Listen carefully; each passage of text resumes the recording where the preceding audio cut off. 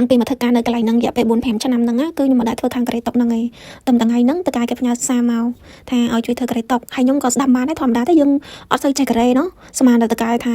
ឲ្យលើកធ្វើក្រេតុកហើយលើកមិនរួចបើគ្នាមនុស្សស្រីហ្នឹងហើយលើកតាំងធំមិនតិចណាលោកឲ្យបកកាយដឹកខាងការថាមិនធ្វើទេធ្ងន់ណាស់តែតែមានណែតែពេលឲ្យបានគិតមកសន្ទុះឲ្យសួរគូសាថាបងតើកាយឲ្យធ្វើឬក៏ឲ្យលើកថាវាមិនដែលថាយើងមនុស្សស្រីណាឲ្យទៅធ្វើលើកក្រេតុកធ្ងន់ចឹងឯងប្រហែលជាតើកាយឲ្យជួយចាប់អញ្ចឹងហើយក៏ចូលទៅចាប់នំមួយគេមួយឯងទៅហើយរឿងថាចាប់នំក្រេតុកនេះជាលើកទី1របស់ខ្ញុំហើយដែលខ្ញុំចូលទៅចាប់ធ្វើនំវាថាមិនបានស្អាតបានអីបានលឿនដូចគេអញ្ចឹងណាព្រោះថាយើងមិនធ្វើផ្នែកហ្នឹងទេការងាររាល់ថ្ងៃហ្នឹងចម្រោះនៅកន្លែងហ្នឹងចម្រោះទាំងអស់ធ្វើនំចាប់នំចាក់នំនិយាយទៅរៀបនំដាក់ម៉ួយបត់នំគ្រប់បែបគ្រប់យ៉ាងគឺសពគ្រប់អស់ហើយអត់តែមួយយ៉ាងឯងគឺ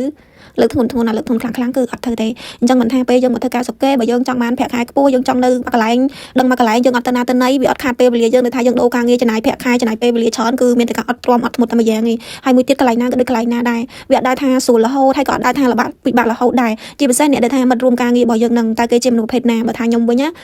ពេលខ្លះអត់បានសឹងថាឆ្លោះវិញដែរតែពេលខ្លះគិតថាទ្រាំទៅ